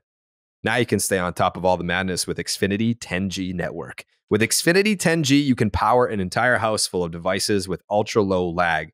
So you and everyone you know can stream every single game at the same time and never miss a shot. And if you're on the go, Xfinity will still be right there with the assist with millions of Wi-Fi hotspots. Hallelujah. Introducing the next generation 10G network only from Xfinity. The future starts now. Learn more at xfinity.com/10G. 10G. Jay, hey, are you a college hoops guy? Am I what now? College hoops guy? No. Do you only care about baseball? No. Do you care the other sports? Like, can you even like Jay's sit a down and watch basketball other guy. sports if you want to? Jay's Yeah, an I love NBA guy. I love NBA. Yeah. I watch. Who's a your lot of NBA baseball team? I'm mostly a professional sports guy, but NBA is my second favorite sport for sure. Who's your NBA team? I don't have one. I just like the sport. That's kind of crazy. I mean, I guess if there's any sport to be a neutral fan in, it's probably the NBA or the NFL. Like you follow players. I grew up in the suburbs of Philly during the Iverson era, so that was kind of cool. But I'm not like a Sixers fan by any means. Interesting. I'm a Suns guy. No, I know. It's a good time to be a Suns guy. The best time. Great time. KD era is upon us. Yeah, I forgot. Dallas also a Suns guy. I'm a Suns guy. Certainly Are fun you? to watch now. Absolutely not. Phoenix. Did you see Vladdy Jr. getting a little cocky with it? What happened? So he had the knee injury, and so he was going to miss a little time. Just posted on his Instagram story, "See you in the second round." Ooh. Ooh. Vladdy's already got the DR. How about that? Yeah. Real quick, just before North Shore 9. I was trying to think of the name of the Pirates podcast. I didn't want to say Pirates podcast and not remember the name, so I had to go back. North Shore 9. Fast forward. Yes, that is fucking ballsy, and I love every minute of it. But that's, you know what? Hey, again, the country, the pride, this stage, fucking rile it up. Start the fire now. Start the fire now. Come on. I'm a huge Vladdy Jr. guy. You know that. Always have been. He doesn't have the best track record with doing stuff like this. No. No, like, he doesn't. He did say that, what was it? The 2021 season was going to be a movie? Yeah. Was it 21 or 22? It was 21. Yeah, he said this is about to be a movie. No, I think, was it? No, because 21, they missed the playoffs. And I think he was like, oh, because we just missed, like 2022 is going to be a movie. Either way, neither season was a movie. So it doesn't really matter what year. No, still in production. still in pre. It's one of those things where I like the confidence. I like when guys are cocky, but you got to back it up. And to this point, Vladdy has not been able to do that from a team perspective. From a personal perspective, he backs it up every year. I mean, this is a guy that puts up MVP caliber offense. But it'll be interesting to see, a Dominican Republic team that gets a rejuvenated Vladdy Jr. in there for the second round, if and when they get there. And he's talking that shit. I'm with him. See you in the second round. Yeah. If you were to look at Team USA's roster, who are like the players that you're most excited? Because we've seen all-star teams before, but for Team USA, what are like two names that you're most excited to see side by side, same roster, same lineup? Who are those guys? Oh man, I think, I don't know. Like I like the idea of just the ridiculous athleticism that a lot of these guys feature. And so like, what does an infield look like with a fucking Trey Turner and a Bobby Witt Jr. up the middle? Right. But that's not, I don't know how realistic that's going to be. You got fucking Tim Anderson. Like any one of those three up the middle in either spot, you're pretty confident in, right? It's going to be, they're going to put Mookie Betts at second. Correct. Right? But it might. Yeah. Imagine how crazy that shit is. That's what I want to see. He's a natural. He came up as a second baseman. Yeah. Think about who we got in the outfield. Mookie ? But then fucking who's Trout? But isn't Cedric Mullins on this team? He is. And don't sleep on the fucking left-handed bopper, Kyle Tucker.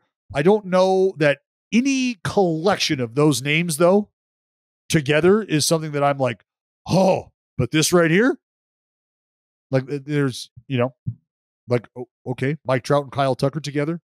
Your boy, Goldie, my boy and your boy. You've got Goldie and Nolan linking up over there. Yeah, but we're you and I, Jared. Can we just call it what it is? Enough. Can we just call it what it is? This is not a particularly sexy team. What? Wow. Yeah, I don't. What? If you asked the question, who are you excited to see pair up with each other on this team? And I haven't even really heard an answer yet. Mike Trout and Mookie Betts? Outside, okay, that is fine. People jizz themselves. Like the picture of Mike Trout, Mookie Betts, and Aaron Judge sharing an outfield at the All-Star game, everyone was like, holy fuck, like imagine this outfield. Well, now you're going to get to see it minus Judge because he also hates his country. Trout and Betts is fine, but I feel like that to the extent that we've seen that sort of happen in All-Star games and stuff like that, like, I don't know. That to me, All-Star games are why I should be tuning into Team USA is a little underwhelming to me. Like I feel like All-Star games, like I think most of us, if not everyone, would agree that the Major League Baseball All-Star game is the most close to actual competitive play All-Star game that there is. Yeah. Yes. But you're not getting the emotion. You're not getting the passion. I'm certainly not going to argue that it's going to be the quality of competitiveness that this game is. I'm just saying, like, in terms of excitement generation, I don't think this roster is bringing a lot in comparison with the pool of players that it had to pick from. Or to say nothing of who was actually available. I have no idea. You know what I mean? But like, we've already theoretically, you're all available. There are no people to tune in for on the pitching staff on Team USA. And everybody else, Nolan Arenado, Paul Goldschmidt, we've seen that. You could tune into any Cardinals game and see that. And I got to tell you, nobody is talking about the Nolan Arenado, Paul Goldschmidt tandem as tune-in baseball type of stuff. Nobody does that. But I'm going to tell you to tune in for Brady Singer. This is why I'm going to tell you to tune. You guys suck, dude. What'd you say? This is why you turn in for Brady Singer. Because it's not that I'm not going to be watching. I'm not telling people not to tune in. That's exactly what you're saying. Why are we excited? I think this is an underwhelming roster for USA Baseball. Look here, you fucking communist. This is why. Yo, I'm taking Japan. This is why communism in Japan.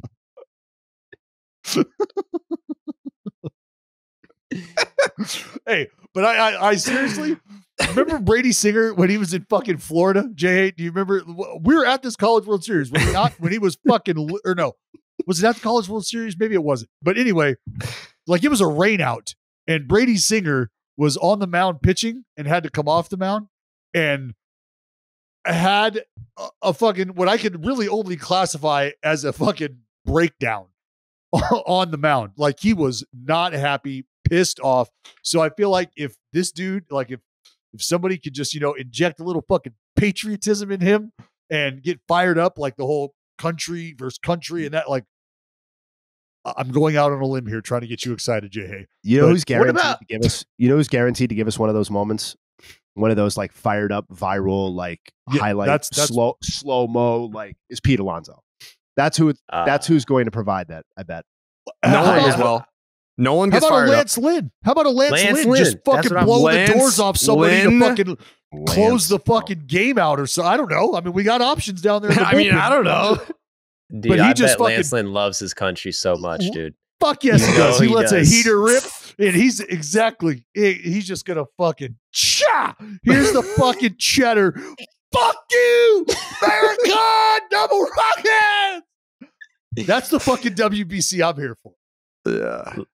Lance Lynn's gonna be on another level fired up. He's be fired up more than anybody. Lance Lynn. All right. Yeah, I'm not. Listen. What else? Let me see where else I can go here. Yeah, go ahead. Yeah, try and get us fired up for Team USA's pitching staff. I can't believe that. Kyle Freeland. Podcast alum. Kyle Freeland's there. Friend of the potty, Carl. Give me the lefty. Mm-hmm. Carl Freeland. Mm-hmm. Yeah, I mean, the electricity in the infield is... I mean, to Jay Hayes' point, still haven't heard a name. Not one. Really. But that's why this is a fucking team game. It's a team game. I was right. It's fine. What, for the pitching staff, but not the team as a whole.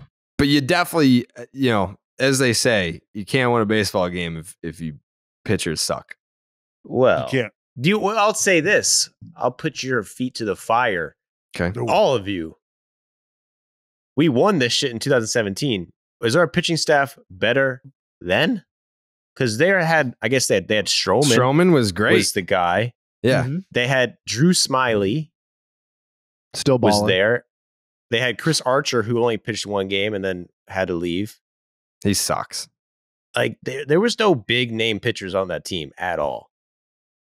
I would say probably worse than this year. I have to check the roster. Well, is it fair to say that the U.S. benefits maybe from having just an overall higher grade of resources? So maybe what would be considered second tier talent is still more than comparable to other countries' top tier talent? Yeah, I mean, if you break it down by WAR, America has more WAR on their roster by like 100 wins. In the that seems very fitting. Jake McGee. Sam Dyson was on that team. Isn't he like a huge piece of shit? America leading the world in war. Damn.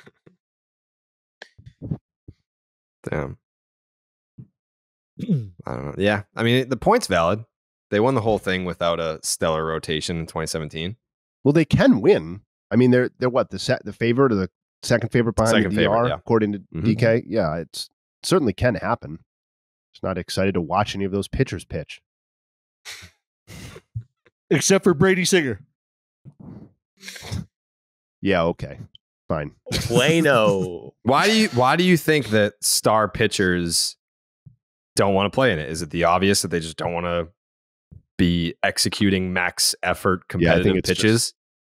It's that, and it's the combination of the preparation that it requires for you to be ready and go and compete right now. Because remember, not until 3 weeks from now are they going to be asked to be getting outs 7 ups and downs possibly. Now, some teams are still going to have guys rolling out there right at the 100 pitch mark. Don't know that they're going to see 6 innings, but again, tournament play. You start to get the juices going of competition. You're going to let one rip. You're going to fucking rip a heater. You're going to rip a slider, trying to put a guy away. And if you're not ready for that, and you also are somebody who's making in the neighborhood of 25 plus a year, we're going to have a serious conversation about how you fit into the WBC's world. Yeah. I mean, Garrett Cole doesn't want to get hurt throwing baseballs for his country.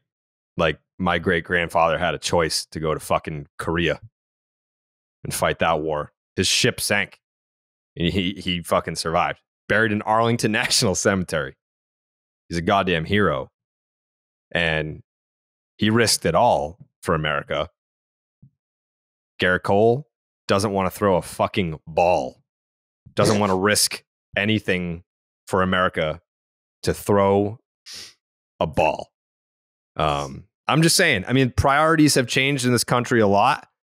Am I trying to say that my great grandfather is a better man than Garrett Cole? Yeah, I am. I am trying to say that. World War II, Korea, Vietnam, name it. Hero. Garrett Cole, coward. Yeah. Pussy. Pussy. I think a lot of our viewers probably have similar stories with loved ones fighting like for our country and shit, and not like Garrett Cole spit in you and your family's face. Mm-hmm. Correct. It's true. The whole Yankees organization, actually. Because wow. And tell him, Joe. Because not only is Aaron Judge not playing, Garrett Cole is not playing. Nope. Freaking Nestor Cortez was supposed to play. What happened? He hurt his toe. What happened? He stubbed his toe. Yeah. It was his hamstring, but then I heard some people in the podcast saying that they didn't believe him. So I don't know what to believe. But if he's lying, it all adds up right now in my head that the Yankees fucking hate America. After we're America's team, but we won't represent. It's like they're competing against the country instead of being part of the country. Tell them. Is bullshit. Especially because I've been looking into this stuff because I'm making a video about it, and then just like see how serious other countries take it, how fun it is, and how like cool it is. Like, dude, like Korea versus Japan might be the most watched baseball game of all time. Like, not even joking. This week, Korea versus Japan. But it's not about Korea and Japan. It's about where we live. Us 4, us 5, us 10, us 300 million people who invented this sport 200 years ago. And we're getting worse at it every year, it seems. We're losing ground. We're getting beat. All right, we won it last time. But that doesn't mean shit. It's this year. And the guys who we pay money to see, we give them all. This Garrett Cole is so good. Look at his curveball. This pitcher, XYZ. Oh, no. Oh, what's going to happen? Your arm's going to hurt? Shut the fuck up. Name one pitcher who hurt his arm in the WBC. Name one. You fucking can't. It's never happened in the history of the tournament. And we got people like Shohei, who has more to lose than anybody. The guy's going to make $6 billion next offseason. The only thing he can do to fuck that up is get hurt, and he's pitching and hitting. So fuck you for not playing, you piece of shit. All of you. That's quite pointed.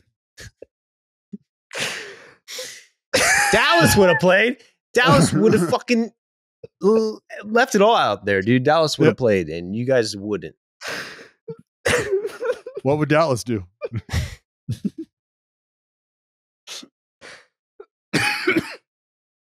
Thank you, Joe. I said that for Jared's great grandfather. That's who I did it for. Thank you. Thank you. He appreciates it. I appreciate it. I think that's a perfect segue into our Texas Rangers Mount Rushmore. Yes. Sure is. Couple of 4 American heroes we're about to talk about. Yep. All right. That brings us to our Texas Rangers Mount Rushmore. Speaking of American heroes, Rafael Palmeiro. Oh, okay. No, I'm sorry. Yeah. Wow. George Bush. Are we all going Pudge 1? Must be on there. Yeah, that's just how that goes, right? Yeah. Pudge 1.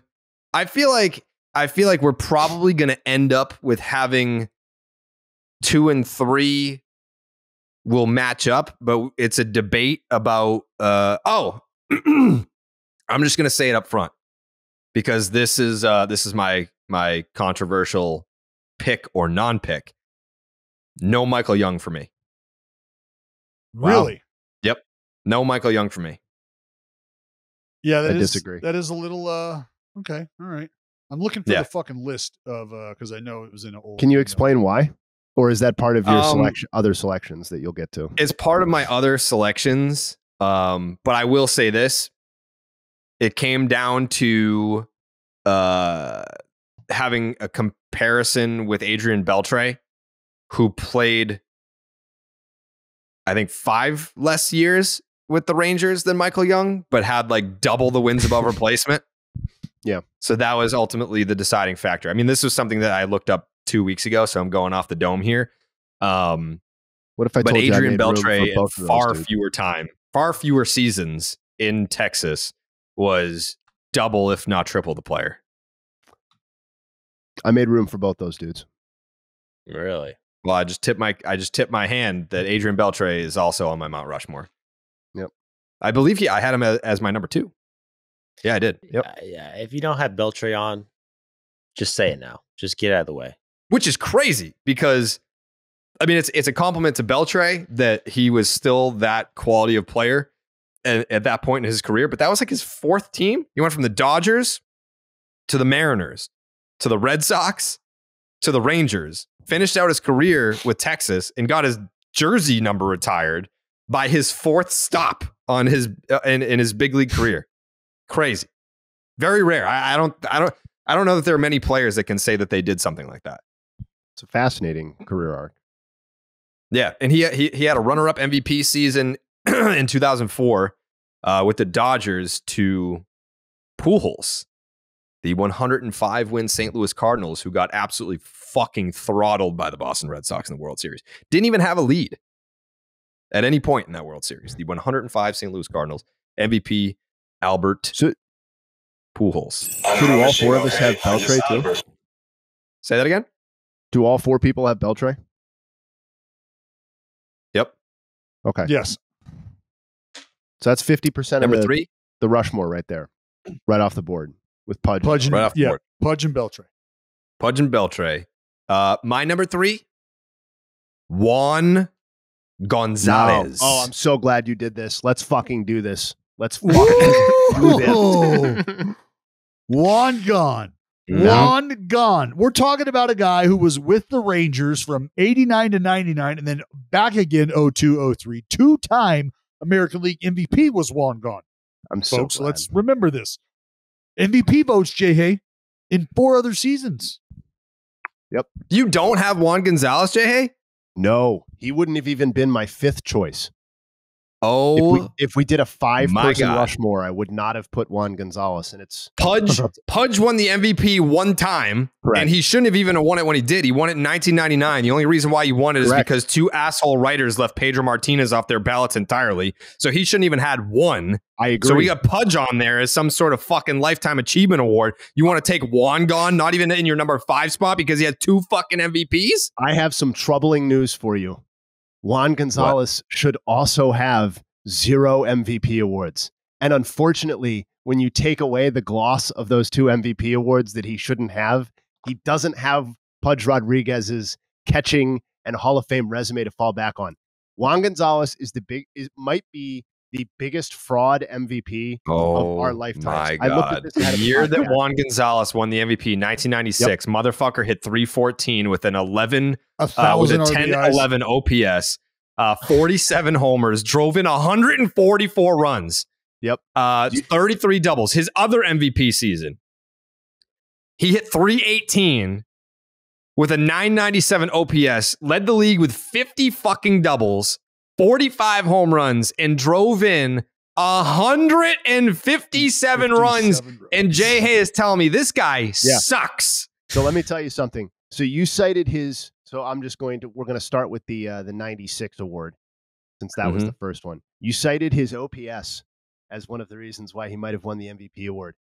Here are some other people who received MVP votes that season who had higher OPSs than Juan Gonzalez. They were on Rodriguez, steroids, Jay Hay. I Albert hate to break Bell. it to you. I know, I hate to that's tell the whole- you, Tobey that's the Maguire, whole not point. really Spider-Man. That's the whole point, is that he had inflated numbers that weren't even good within the context of his own era. He was like 10th in the league in OPS in the year that he won. here's something else I looked up. You go back to the entire wild card era, and you look at the people with the lowest wins above replacement to have won an MVP award. And Juan Gonzalez not only has the lowest mark in the wild card era, his 96 MVP was 3.8 wins above replacement, but his 98 is actually the fourth worst. So he has 2 of the 4 worst MVPs by wins above replacement since 1995. He is probably the most empty calorie slugger, no defense. It's all RBI. That's all that it was. And he should not have won. I mean, it's pretty much in 13 years with the Texas Rangers, Juan Gonzalez hit 293 with a 907 OPS. Dude, do you know how empty slugger? It's all RBIs. The dude was hitting fucking 300 over a decade and a half with an OPS over 900. The single most inflated offensive era of all time. Like, go back and look at the season by season leaders of those years and see where he actually ranked in those seasons. It's not that impressive. He's never leading look, you know, on Baseball Reference, when you lead the league in something, and it's how many years did he lead the league in OPS in his career? Because everyone else was taking steroids, Jay Hay. Juan Gonzalez was one of those people, man. We don't know that. Yeah, we do. Yes, we do. Yeah, we do. How do we know that? Yeah, we do. Because he put steroids in his body and then benefited from them. Did you see him do it? I think that's common knowledge, just like it is with Pudge. Pudge we know because it was in Jose Canseco's book. Somebody wrote it. It is true. Yeah. It was in Jose Canseco's book. Juan Gonzalez should have neither of his MVPs. He was one of the most overrated players of the entire 1990s. And the exact logic that you're taking Pudge's MVP away from is actually more applicable to both of Juan Gonzalez's MVPs. He is not on my Mount Rushmore. He sucks. But you have Michael Young on yours?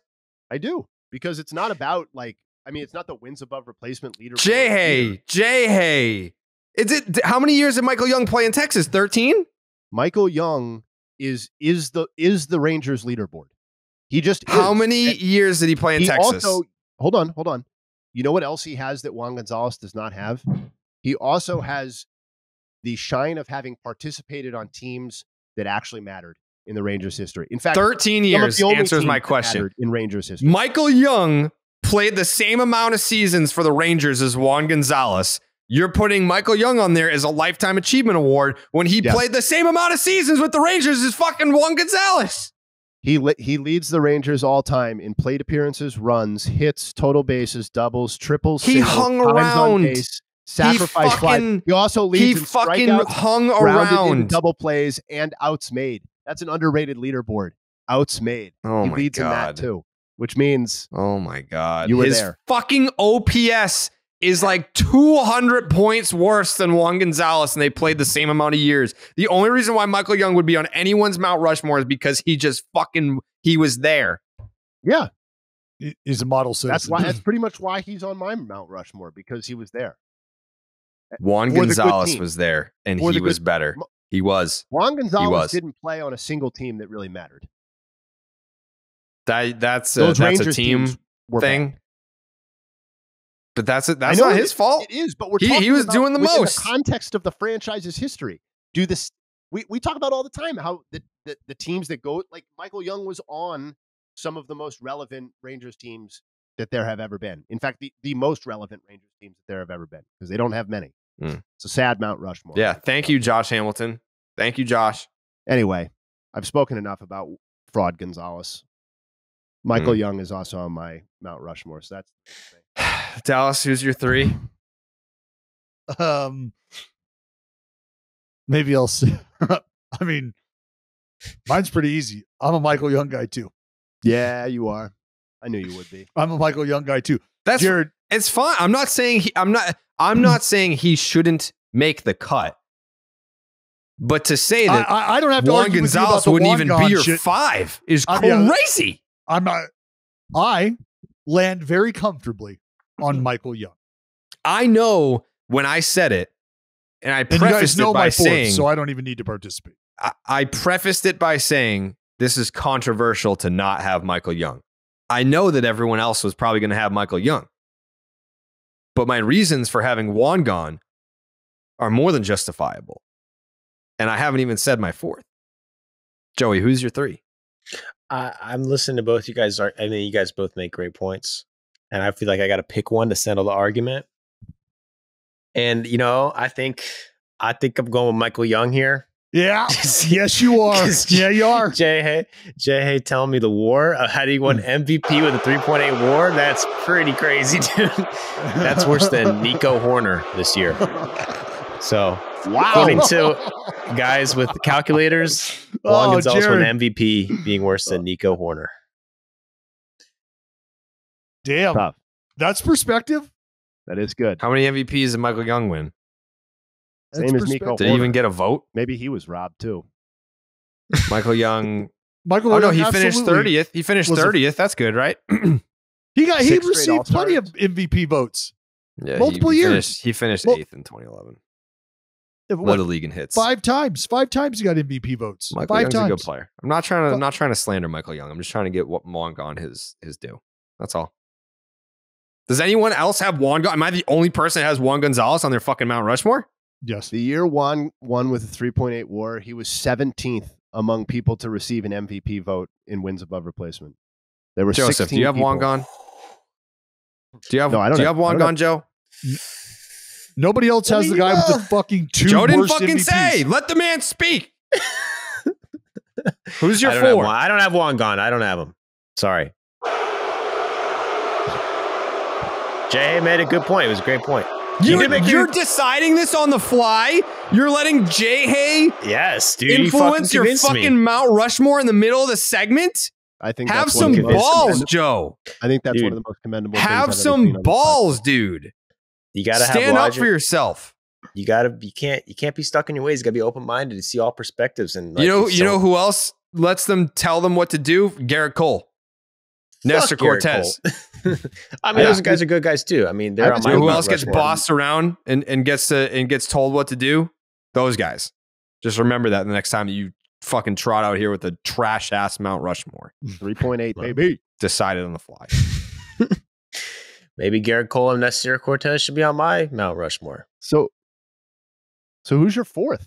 I feel like I might make Jared mad again. My 4th is Josh Hamilton. Not the best human being, as we all know. You have got to be fucking kidding. Let me go. Let me talk. I'm absolutely fucking not. Yep. Are you fucking serious? You're going to tell me that from a player... Have you... Yes. You played against him, right? Yes. Better option. You played against him, Dallas? Yep, sure did. Yep. Yes or no? Was Josh Hamilton... Great player. In one of the best you've ever seen with your own 2 eyes? As far as athlete is concerned, yes. Like when you talk about 5-tool, they should show a video of Josh Hamilton. Run, hit for power, hit for average, arm, defense. Yes. I'm obviously not going the longevity route and handing out fucking gimme picks to Michael Young. I'm going with the short burst. Josh Hamilton obviously, like I've seen Mike Trout with my own eyes. I've seen Mookie Betts and Aaron Judge. I've seen these guys. But Josh Hamilton, in his prime, that 3, 4, 5 year window where he was clean and healthy and not a piece of shit human being, may have been the best player I've ever seen. He may have been the best player that I've ever seen. And people be like, oh, how are you going to say? I'm not saying he's better than Mike Trout. But, I mean, Josh Hamilton was a guy that got to the World Series, was with those 2 teams that went to the World Series. That's pretty important in Texas Rangers franchise history. He was the face of the franchise at that time. And not only was he the face of the franchise at that time, but you can make the case that he was the best player in the game at that time as well. I mean, he was like a bigger, faster, stronger Grady Sizemore. And where Grady Sizemore showed up, people were like, oh, this guy is an athlete. Yeah. I'm not handing out this 4th Mount Rushmore spot as some sort of lifetime achievement award. It is kind of sounds like when I think of the Texas Rangers, like what players come to mind? And I would be lying to you if I said Josh Hamilton was not one of those players, because he is. So it's Hamilton, Pudge, Beltre, Juan Gon, Hamilton. Juan Gon, and Hamilton. What a shoddy. I feel like rush. Texas Rangers fans are going to be like, God damn it, man. Jared was on there and had the best damn Mount Rushmore I god dang ever see out there. I don't know what J-Hay out there saying with them Michael Young and Are these Cajun giving all this Texas Juan Rangers? Gonzalez, but they're like that's what they're gonna say to this episode. I'm gonna finish up strong with Ian Kinsler, and I know that Rangers fans will appreciate that pick my as my fourth God, guy. dude. Ian Kinsler is more famous for being on the fucking Red Sox than the Texas Rangers. He is not more famous for being on the Red Sox than for being on the Rangers. He's more famous for being my teammate in a charity game than he is for being on the Texas Rangers. He was arguably the Rangers' best player position-wise over that relevant stretch. He was obviously better than Michael Young. He was not as good as Josh Hamilton at his peak, but he was more available than Josh Hamilton.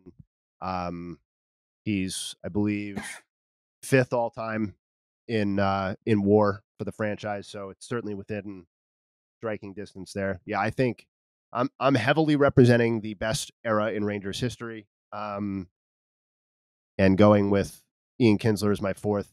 I didn't really order them, but Pudge, Michael Young, Beltre, and Ian Kinsler are my four.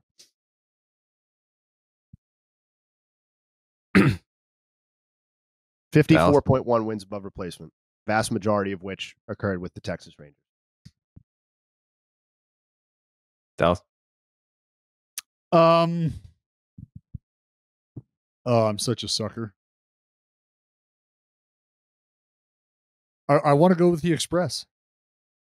Yeah, I figured you would. He's in the Hall of Fame with that cap. But I mean, obviously, we've been doing this for like 2 years, 3 years. We have a rule that Nolan Ryan can, or a player can only appear on one. Yes. Yeah. Did you use him on it for another teams? I think you did used him for Houston. Yes. Have we done Houston? You can't. We've Maybe done the Houston. Angels. I feel like you've used him before, so that's breaking the rules. Yeah, maybe it was Houston. I don't know that it would have been Anaheim. No, we just did Anaheim, and I don't remember you putting him on there. No, So I didn't put You him didn't on for there. the Angels. I don't think I've used him. Oh. I don't think I've used him. Check. Also, I'll say this though, and to Jay Hayes' point, I'd probably go with Ian Kinsler. This is I like think the best Ian podcast Kinsler we've ever done. What's that? This is like the best podcast we've done, I think, so far. I think Ian Kinsler sneaks up on a lot of people historically when you start to evaluate where he stands in the pantheon of the game, in the pantheon of great second basemen in the game. I think a lot of people sleep on Ian Kinsler. I'm not saying Ian Kinsler is a great player. Is he a guy that you think of immediately when you think of the Texas Rangers? I do. I'm not even trying to be argumentative about that. I really do think of him, or think of the Texas Rangers when I think of him. I think of Michael Young, I think of Ian Kinsler. And I think, and strictly, I mean, a lot of it has to do with, me playing against them, but the other option on this list would be Elvis Andrus. And the only accolades that he has, he's a 2-time All-Star. So outside of MVP votes and things like that, like he wasn't making that kind of noise, but some of these other individuals absolutely were, a la a Beltre, who I fucking faced, a la a Kinsler, who I faced, a la a Michael Young, who I faced, all in the same fucking lineup on the same team at the same goddamn time. So that was not fun. And Elvis is there as well. I fucking owned Elvis. But like these guys are fucking, when you think of the Texas Rangers, absolutely think of those guys. But to your point about Kinsler sneaking up on you historically, among all second basemen to debut in the expansion era, so since 1961, he's 11th in career wins above replacement. He's 1 spot behind Jeff Kent and 1 spot ahead of Dustin Pedroia, 2 spots ahead of Jose Altuve. So, I mean, that's a reason why that's real shit. Ladies and gentlemen of the jury, there's a reason why Dallas Braden just went through the Texas Rangers lineup about guys that he faced and did not mention Josh Hamilton. Hey, what's the rule, Jared? What's the rule? 6 for 14 with a double, a homer. Punched him out twice, though. Hit right, 429 with an platoon 1143 OPS against Dallas Braden's career. That was the year that I had to throw curveballs. They're like, you're going to throw a curveball. It's like, I don't think I should. It's not good. It's not even below average. But if you want to fucking roll this out there, let's roll it out there. And Josh Hamilton hit a fucking tank off of me. Oppo left center in Oakland. Just the worst curveball that has ever been thrown by anybody. Like I gotta find that video. Just not good. Just waylaid. Fucking waylaid. Yeah. Yeah. I gotta find that. And Dallas Braden against Michael Young. 7 for 27, couple doubles, no homers, only one ribby.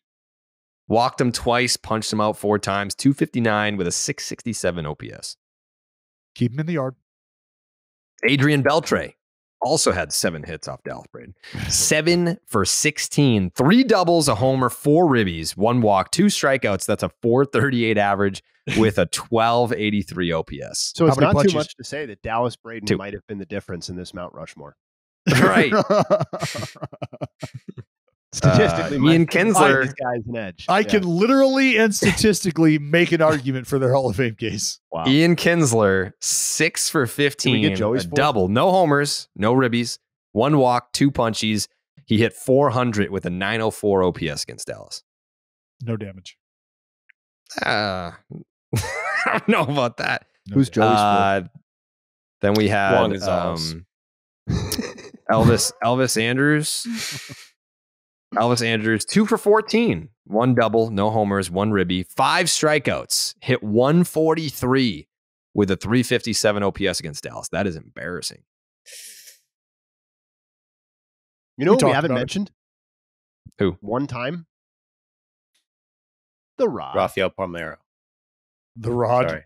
Yeah, the Rod and Rafi. It's actually a weird franchise because, like, 2 guys who put up some of the best numbers in franchise history, one over a long period and one over a short period, are both like persona non grata now. And yeah, it's just, I don't know. It's not a great Mount Rushmore. It's not a team with an illustrious. Did you guys see the pitching options? Like, no, we have like outside of the Express, who was obviously like 75 years old by the time he got to the Rangers. I had maybe tickled the testes on Kenny Rogers. It's tough. It's a tough list when Kenny Rogers is like your best case. Yeah. Charlie Huff, right? Yeah. You, Fergie. Charlie Huff was basically existing for a long time for the Rangers. Yeah, he took the ball. Yep. He took the ball. For a decade. That's on his gravestone, I believe. He took the ball. Oh. He took the ball. He dropped the ball. Now he's dead. Jesus. Imagine that if it's on your gravestone. Well, whoever we're talking, he's my pick. Oh, I'm sorry. Charlie Huff still alive. Ooh, still doing Charlie Huff. He's my pick. He's my pick. Charlie Huff. Wow. That's my. Well, I really that was rude, and I feel bad. So. Yeah. Well, for just fucking off an alive guy. Yeah, you guys should feel bad. Rest in peace, I'm gonna have to.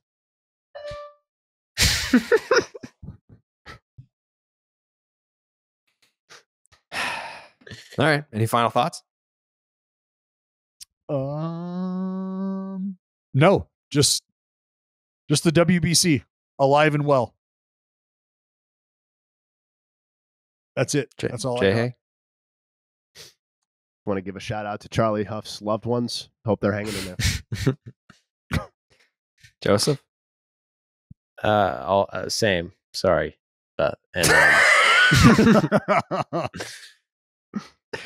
Tune in, watch some World Baseball Classic. Watch Japan. Try to wake up early and watch Japan, Korea. I'm telling you, that shit is crazy. And look up the clip of Ichiro getting pissed and Korea beating Japan and planting the Korean flag on the mound. And Ichiro's looking at him and he gets really fucking pissed. It's a legendary clip that no one's seen in America. But look that up. It's crazy. Okay. God bless America. Let's go Saugus Domingo. See you next week. We gone.